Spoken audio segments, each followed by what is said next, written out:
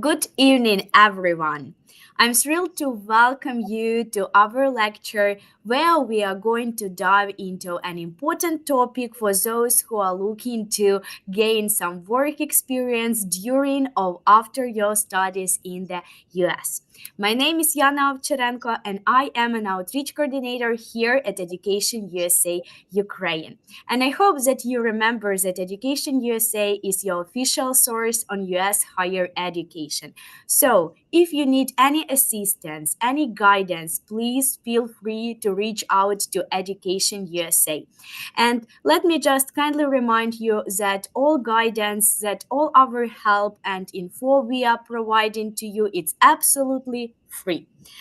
So, coming back to our topic, today we are going to talk about OPT and CPT programs, which can provide you with an excellent way to enhance your academic experience with hand on real world work. And I know that sometimes navigating these programs can be tricky. That's why today we have with us two outstanding experts who are going to navigate us through all ins and outs of these programs. So please join me in welcoming Teresa and Juan.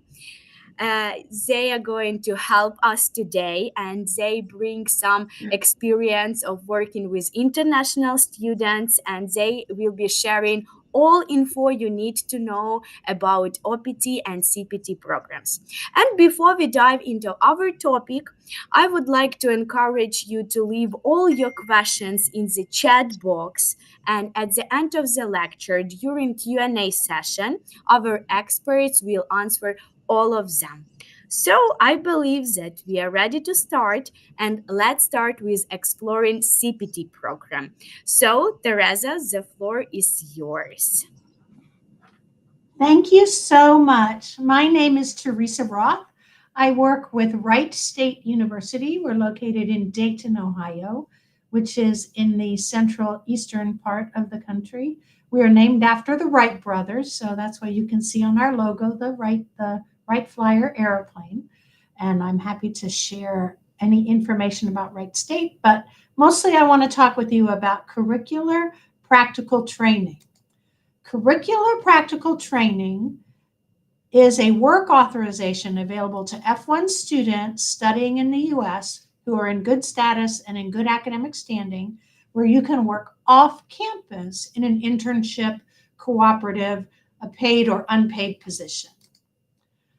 Students who are currently in valid F1 status, who have been enrolled for 2 semesters in their major program of study, are welcome to participate in CPT.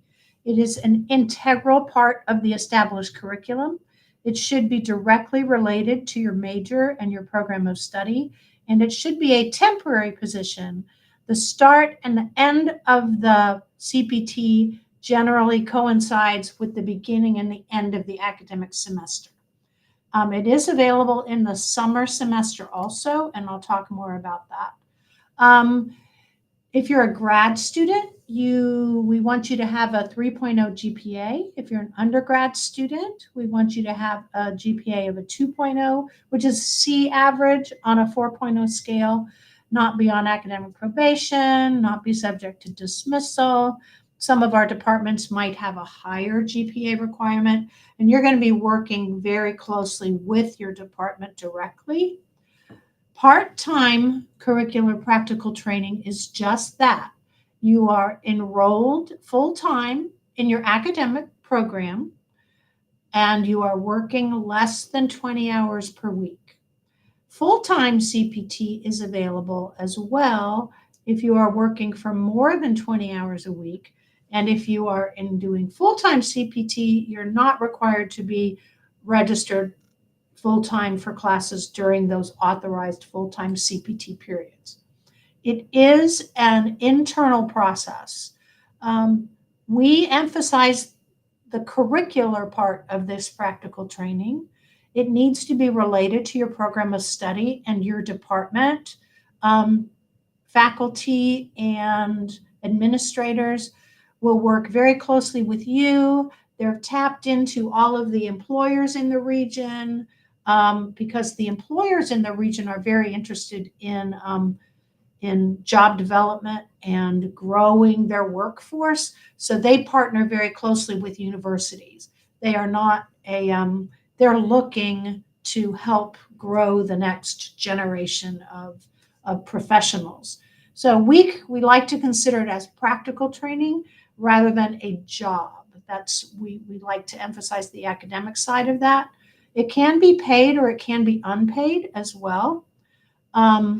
Employment for 20 hours or less while you're enrolled in full-time academic classes is considered part-time, and there's no limitation on the length of time that you can participate in part-time CPT, but you must apply for it each semester. And I'll be happy to talk more about that. So 1 semester of full-time, if we talk about full-time CPT, that is when you're working over 20 hours a week. That's considered full-time.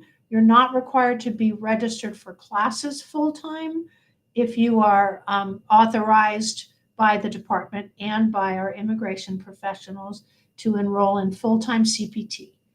There's no limit on the length of time that you can participate in full-time CPT. However, if you do participate in 12 months or more of curricular practical training, you will not be eligible for that post-completion OPT practical training. CPT differs from OPT in that one is before graduation and the other is after graduation. While before graduation, your primary focus as a student is on being successful in your classes. It is challenging to work and be a full-time student. So we emphasize that your classes are a priority. Also, being able to make a 1-year commitment and a subsequent 2-year extension if you're in a STEM field after you graduate, employers look very highly upon that. If the amount of time that you'll be able to work post-graduation is limited,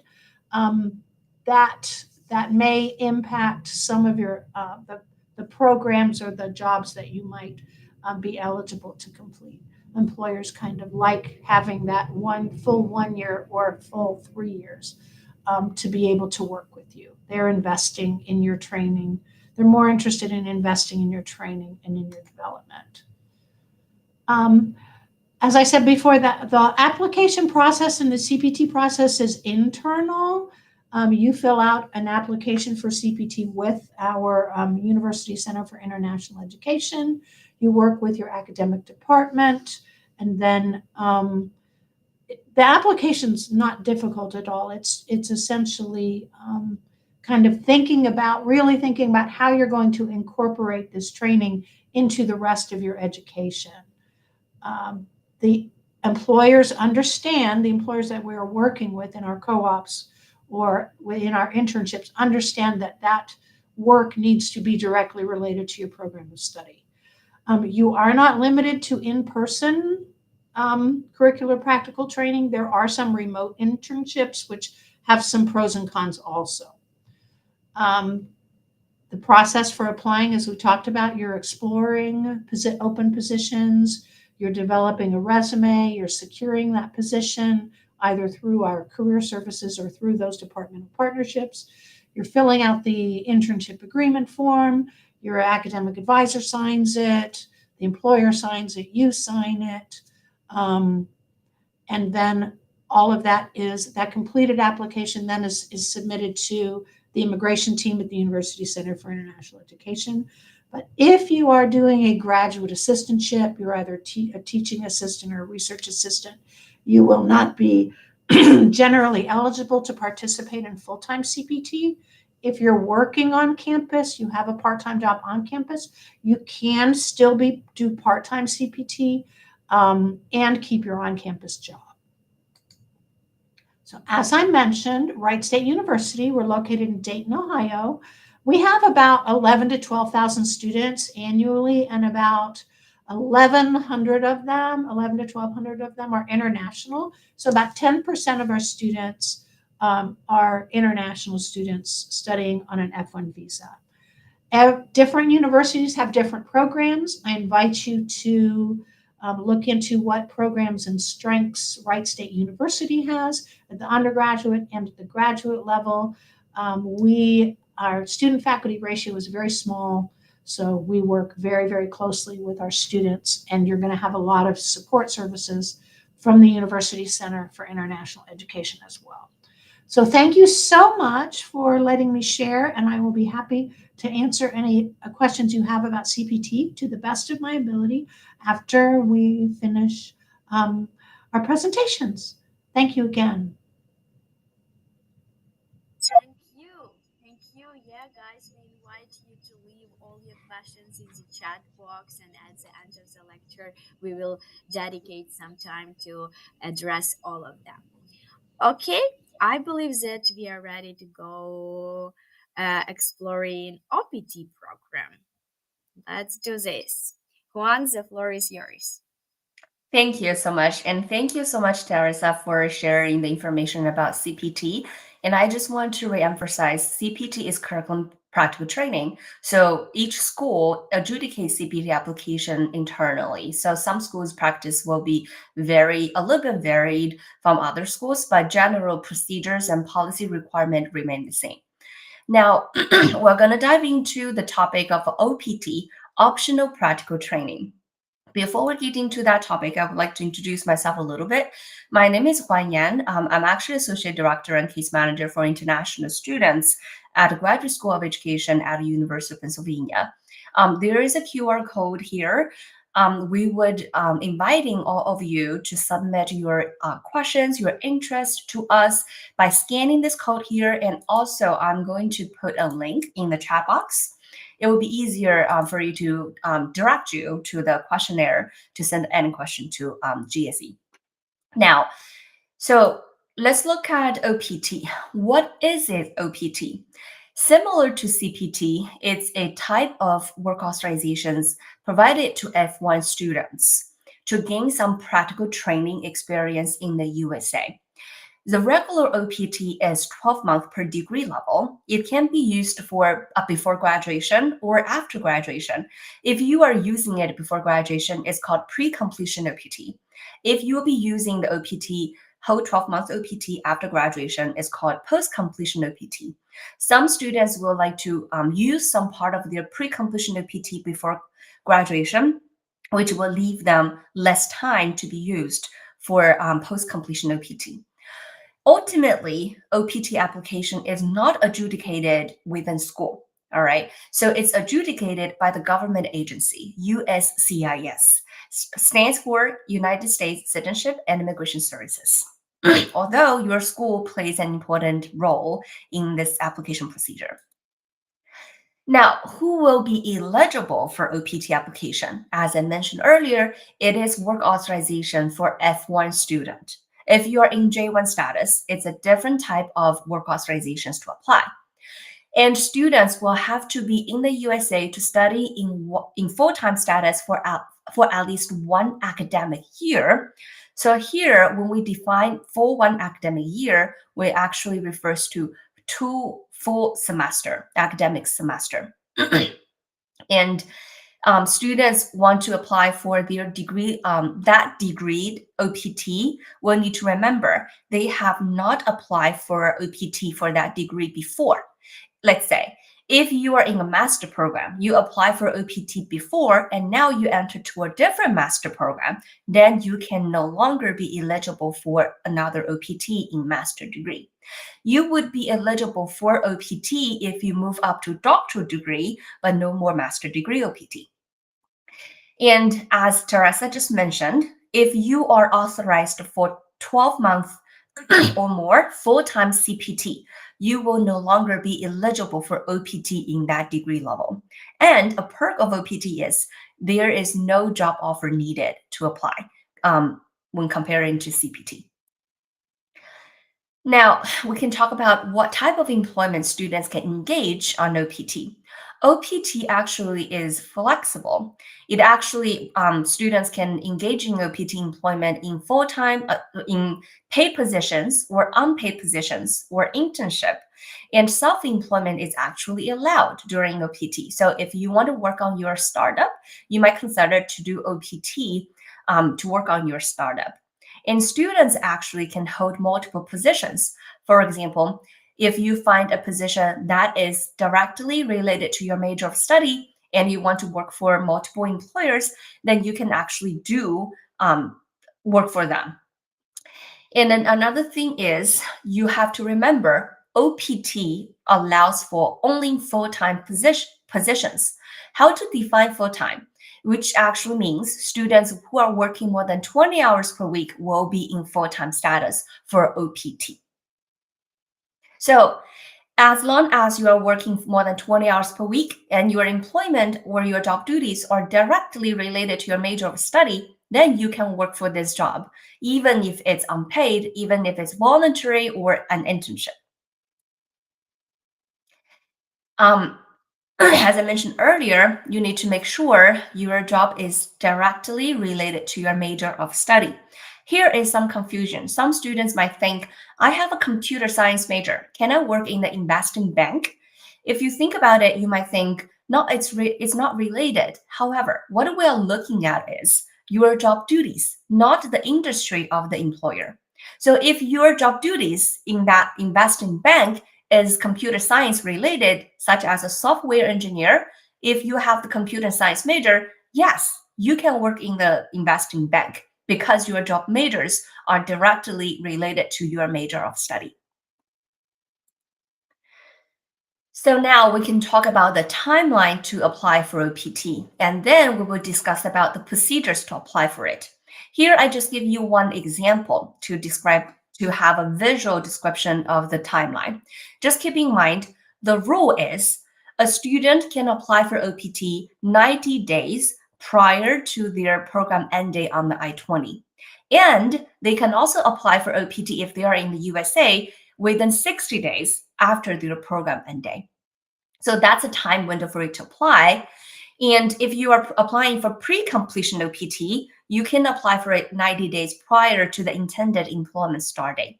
Now, let's look at the timeline I just gave you here. If on your I-20, the program end date is May 19th, then February 20th will be the first day for you to start to apply for OPT.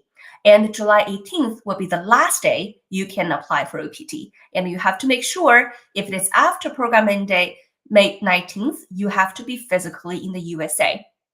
Same thing applies to the 90 days window. You have to be in the US to apply for OPT.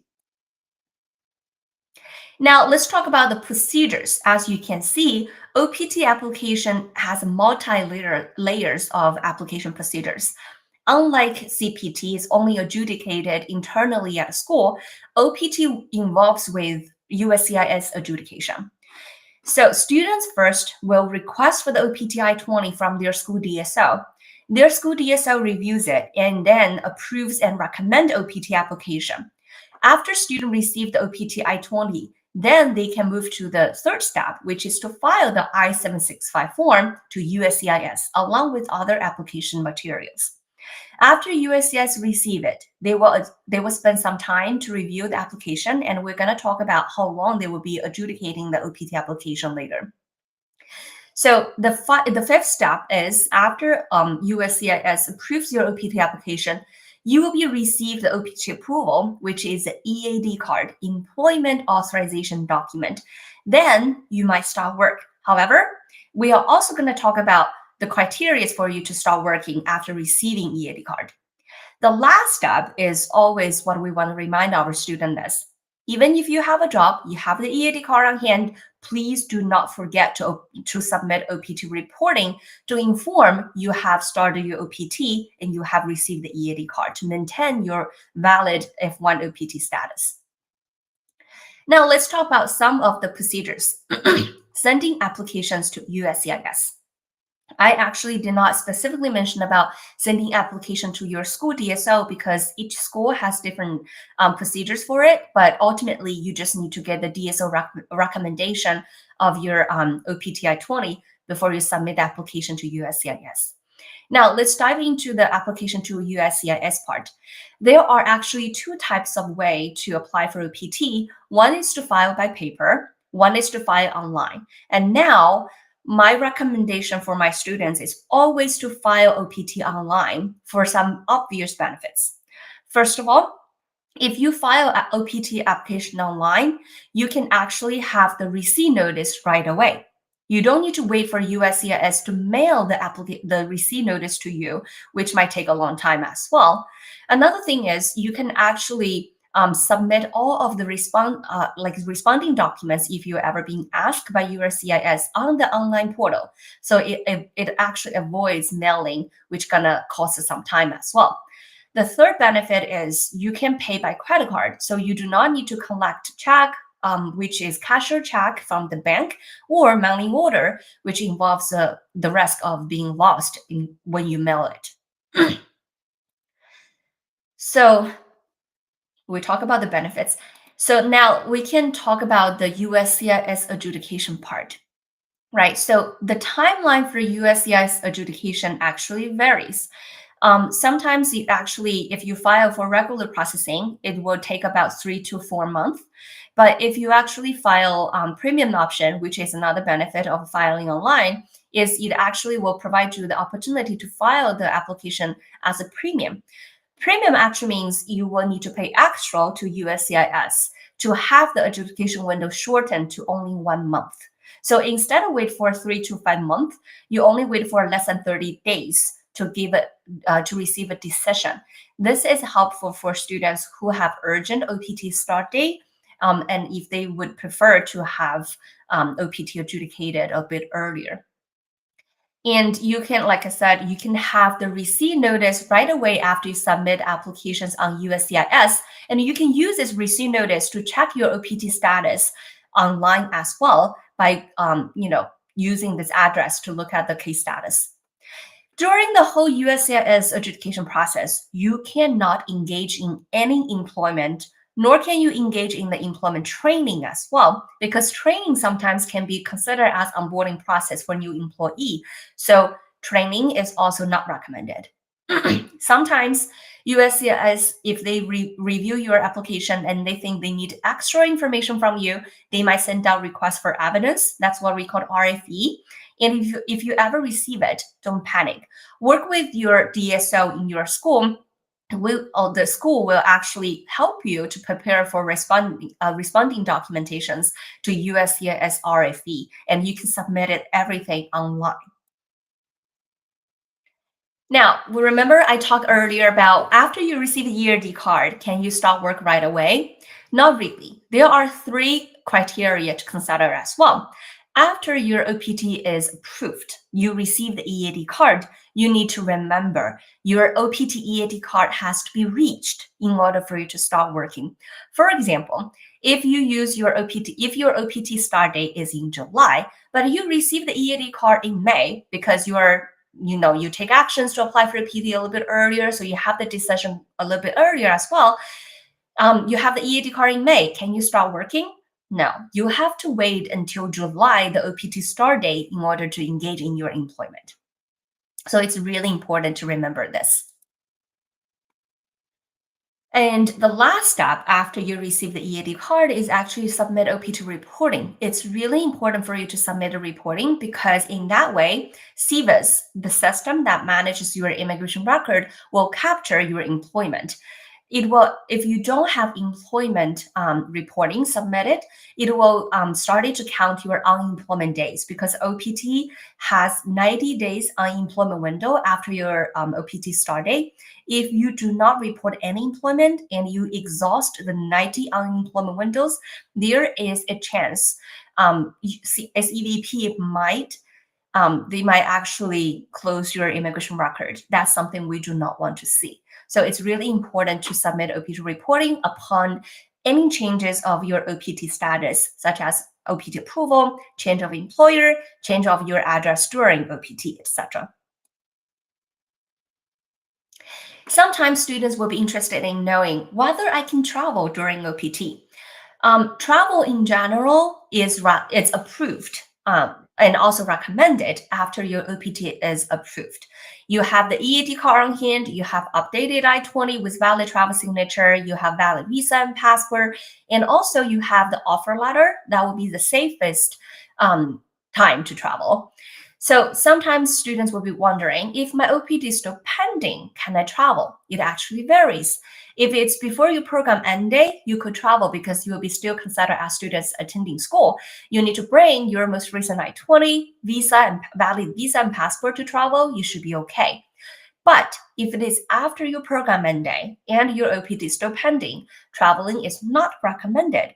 If you really want to travel, then please be sure to bring all the valid immigration documents and also your OPT receipt notice.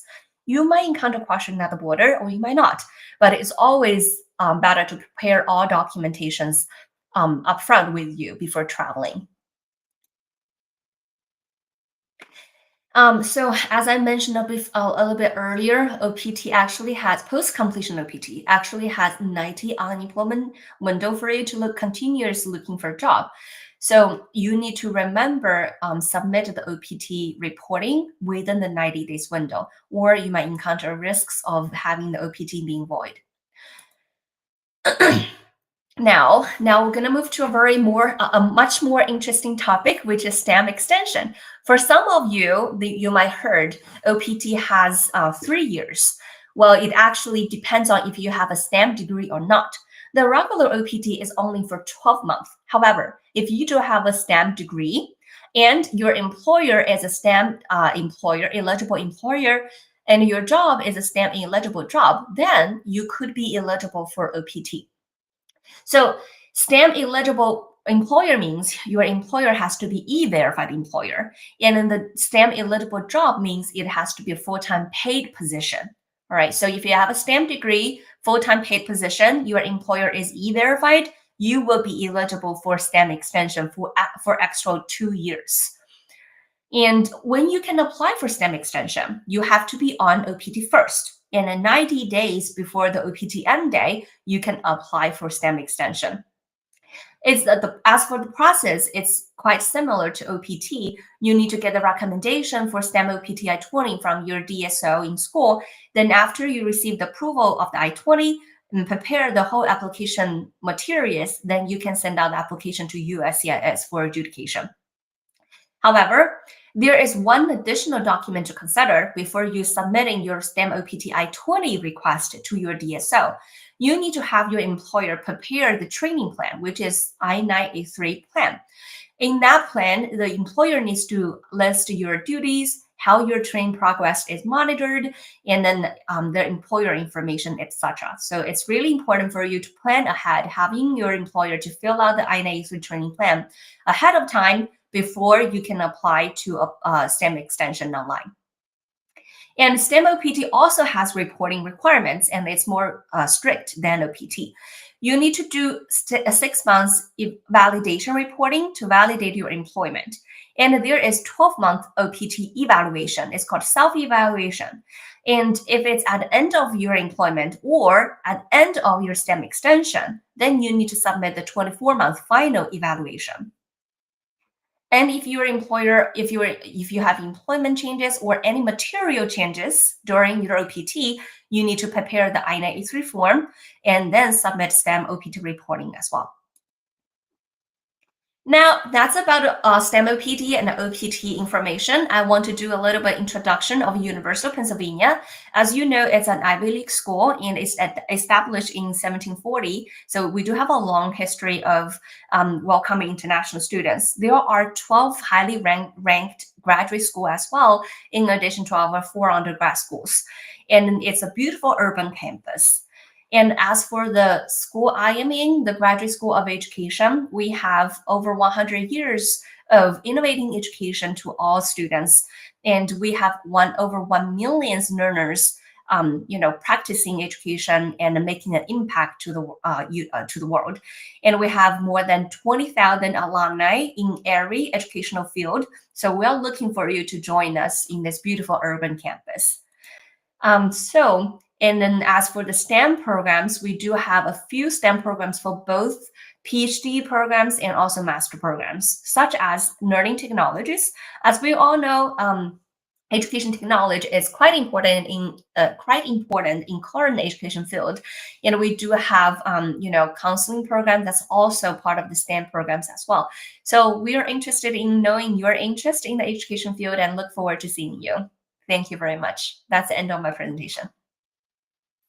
Thank you, Juan, very much. Thank you for very practical tips and advice, because I know that people get really confused when it comes to OPT and CPT, because there are a lot of rules, a lot of different limitations. So thank you for explaining all of them.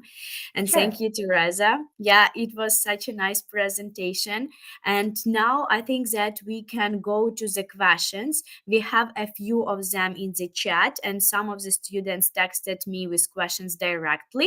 And let's see what is going in the chat. The first question is, can you explain what is F1 student visa, please? Do you want to take it, Teresa? We can take turns. We don't hear you, unfortunately. I am so sorry. There we go. I think that all three of us may have something unique to add. F1 students are students whose intention is to study in the United States. The F1 visa is the student visa. There are different visas. Let's say you want to come as a visitor, you're traveling to the US. That would be a B visa. Let's say you're working in the US. You've been hired to do a specific job. That would be an H visa. You're a diplomat. You're coming on an A visa. So the F visa is the coming to the U.S. to be a student, to study a particular program of study. Yeah, thank you. I believe that I don't have anything to add. It's pretty clear. Yeah, if you want to be a student, if you want to get a degree in the US, you should have F1 visa. Okay, our next question. Is there any age limit for OPT or CPT? In general, if you're in post-secondary level, then you will be eligible for CPT and OPT. This to be said, if you are coming here for Key to 12 in high school, and that's not eligible for CPT and OPT. But if you are coming over for like college or university level, then you should be eligible for CPT and OPT. And that's students can, there are a number of students that come to study at a community college, which is a 2-year college. And you can do 1 year of OPT after your community college year. And then you can continue and get your bachelor's. It's at each level you can do that. It is students, anybody needs to be at least 16 years old to work in the US. We ask students who are under 18, if they want to come and study in the US, they need to have a legal guardian. So there would be a scenario where somebody who was maybe 16, 17, had been started their college and had been taking classes for a year. There's a possibility that they could be under 18 if they're doing a curricular practical training. But generally, you're going to be 18 or older. There's no upper age limit.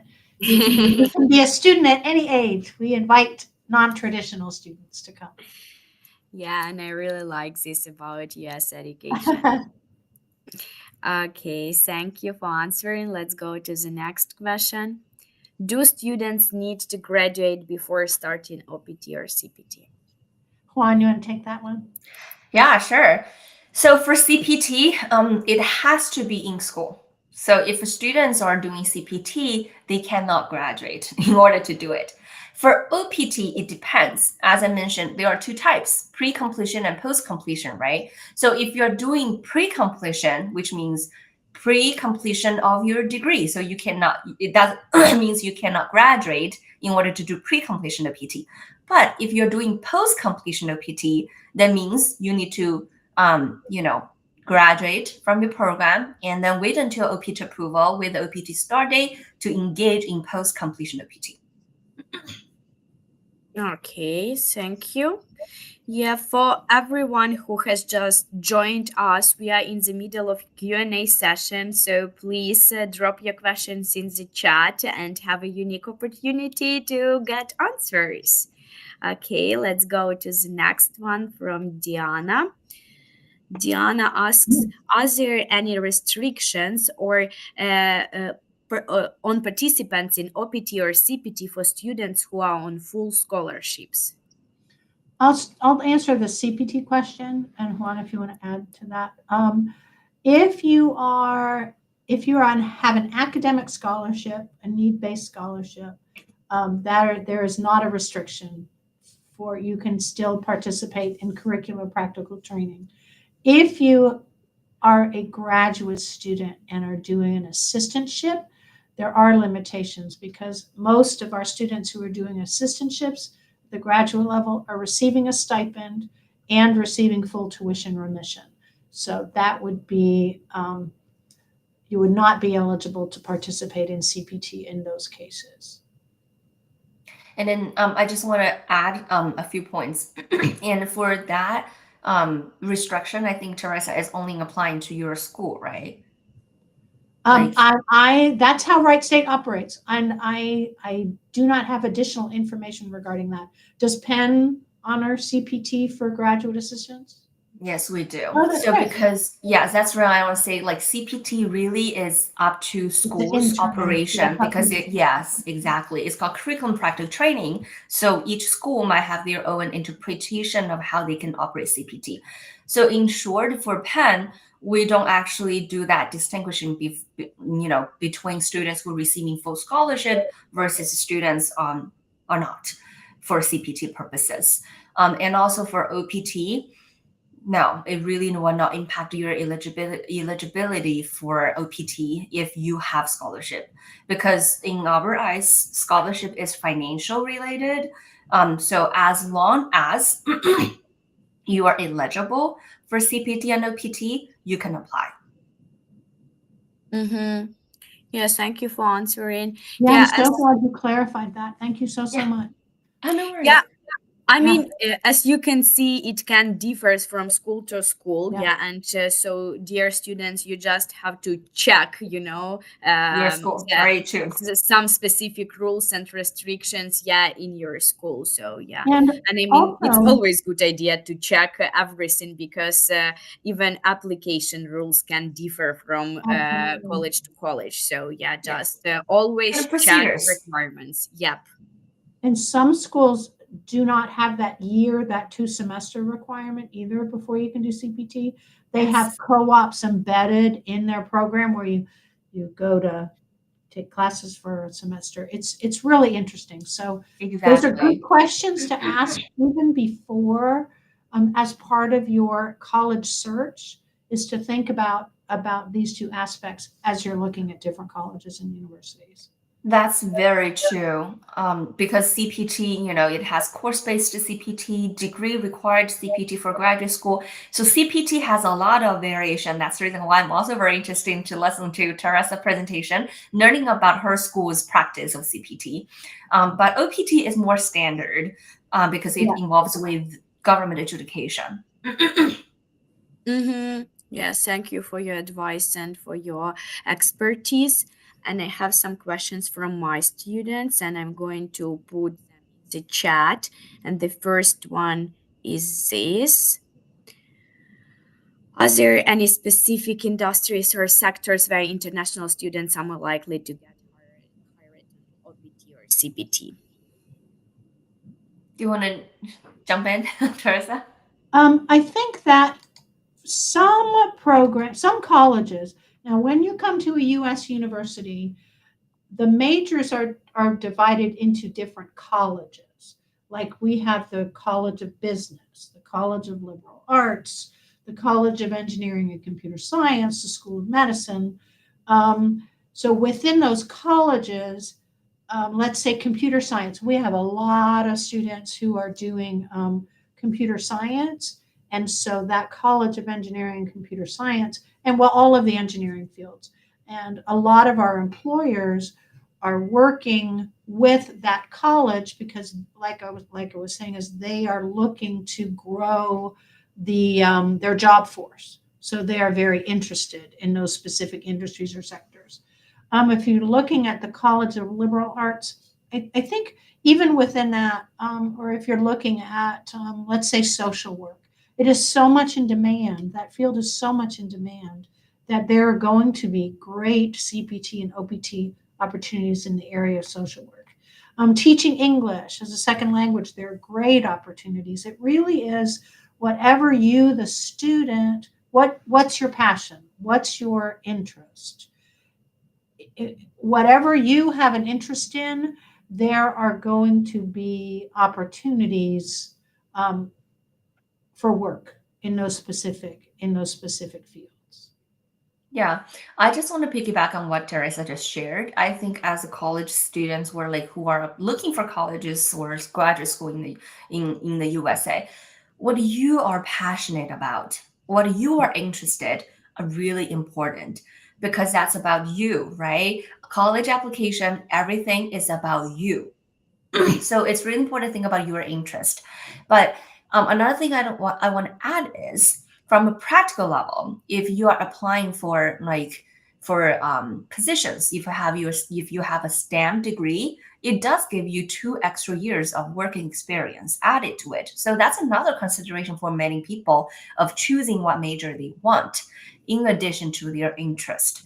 So let's say if it's applicable to you, you can, if you're interested in, let's say, liberal arts or social work, but at the same time, you can find some combination of STEM related fields. You can combine them together, study dual degrees, dual majors, right? And also maybe choosing directly 2 majors that could have both things combined already. For example, like at GSE, Penn GSE, we have counseling program. If you're interested in providing counseling to students, right, and then studying psychologies, and you can study the professional counseling programs, which is a STEM degree already. So there is really, I would say, really depending on your passion, your interest, but you could give some extra consideration to STEM degree, but there are some strategies for you to combine them both to better guide your study in the US. And universities, the international centers at universities are going to clearly designate for you, the applicant, what majors are considered STEM majors. Because they're following guidelines, they're following very specific guidelines as to what is considered a STEM major. So we will help you. That's a good question to ask. I know on our website, all of our majors have, if it's STEM designated, it says it right on the list. Mm-hmm. Also, your faculty, whatever you're passionate about, your faculty members at the university level, they're just as passionate and sometimes more so. So they're going to be some of your biggest champions when it comes to finding work with CPT or with OPT. The faculty members within your particular college are gonna really want you to succeed as well. Yes, thank you for your advice. I really like them, and I really like the idea of applying to US universities and then applying for OPT or CPT programs because of your passion. And I always, recommend my students, don't just go to the US because it's prestigious. Go there because you know what you are going to do there and how are you going to benefit from it. So yeah, I do really like this advice.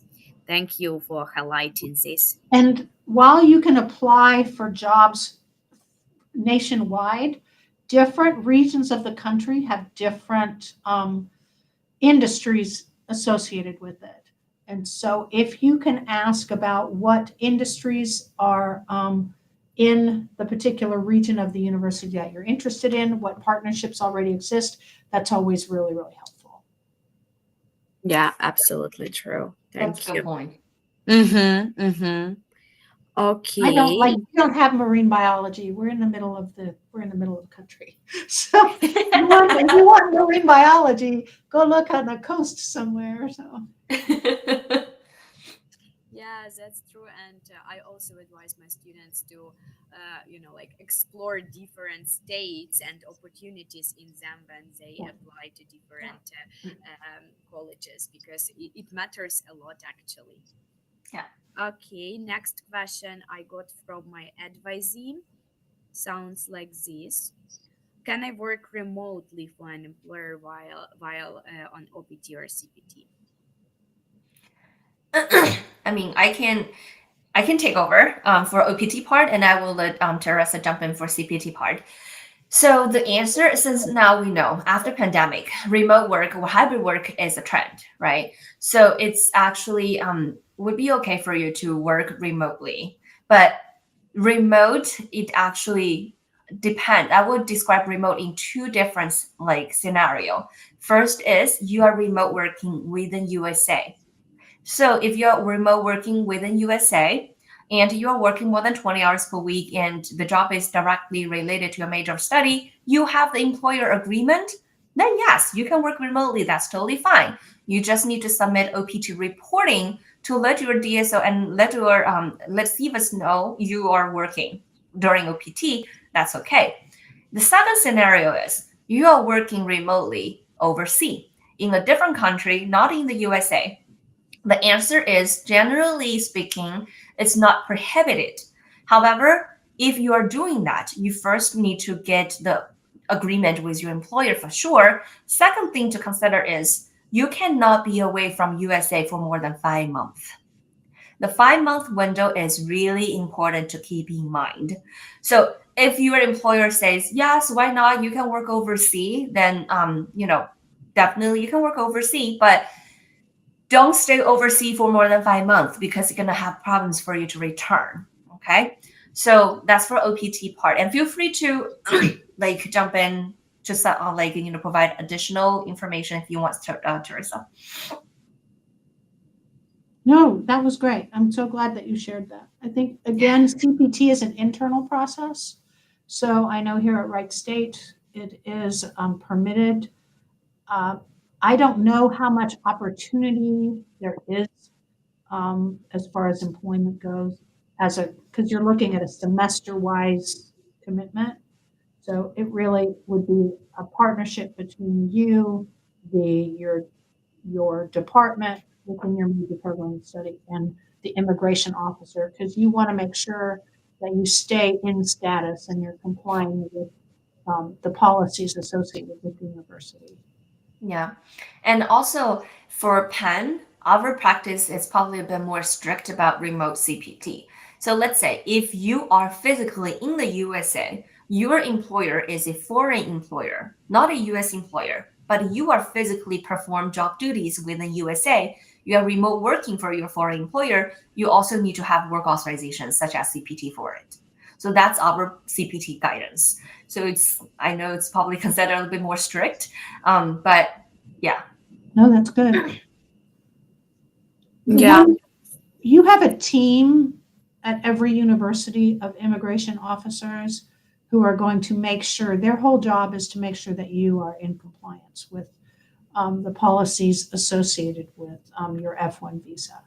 So Yes. You're not, communicate. The best thing I can encourage you to do is communicate with your school officials. Always checking. Yep, communication is a key. Yes. So please do this. Okay, and I have 2 more questions from my advisees. I believe that you may have already covered them, but we would be really thankful if you can repeat the answers. And the next one is, do I need to find a job before applying for a PT, or can I apply and then search for a job?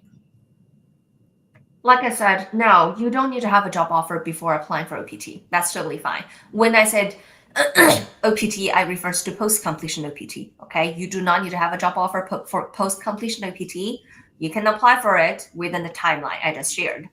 But for pre-completion OPT, it's a little bit trickier.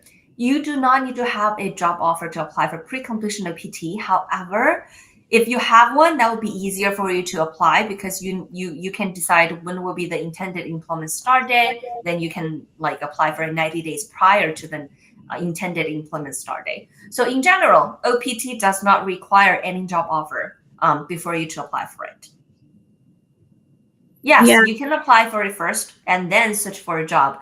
As a matter of fact, post-completion OPT gives you 90 days, 3-month extra window after OPT start date for you to look for a job. Mm-hmm. Okay, it's pretty clear actually. Okay, and the last question I have from my advisee, but for everyone who is watching us now, please drop your questions in the chat if you have some. And my student is asking, what happens if I violate the terms of my OPT or CPT? Are there any consequences? Oh, that's a good one. Please, I hope that you don't have intentions to do so. Teresa, Yeah. do you want to share? Yes. The short answer is yes. The first thing you'll do is and this is true if you're working on campus and you work more than 20 hours a week, you're going to get a strongly worded email from the director of visa information and support that says you are not in compliance with the guidelines and policies of your F1 visa status. And there may be consequences. This may be considered a warning, and if it happens again, there are consequences. So, but yes, there are a lot of rules and regulations associated with an F1 visa. Yes. And if you are violating F1 status, that actually has really bad consequences. So you don't want to, like Jana was just saying, if you don't have intention to violate these regulations, that definitely no, don't do that. Because Yeah. your status, your status can be terminated. Yes, and you have to leave. Yep, that's So- true. Be really careful, guys. We didn't mean to scare you, but Yes, we don't want to scare you, but just mindfully remind you the consequence is not really pleasant. Yeah, that's true. Okay, I believe that we do not have any more questions from the students and people who are watching us. Yes, thank you everyone for being here with us. And of course, you can just reach out to the Education USA if you have any other questions. We would be happy to provide you with any guidance you need. And let's thank you, Teresa and Juan. We were really honored and glad to have you with us tonight. it's our pleasure. Thank Thank you. you. I'm glad to, see you all here as well. Thank you for having us. Yeah, thank you for your time and thank you for your advice. They were really valuable. Okay, I hope that we are going to be in touch and maybe we can hold even more interesting lectures and webinars for our audience. Yeah, let's just be in touch. Have a great rest of your day. Bye. Bye.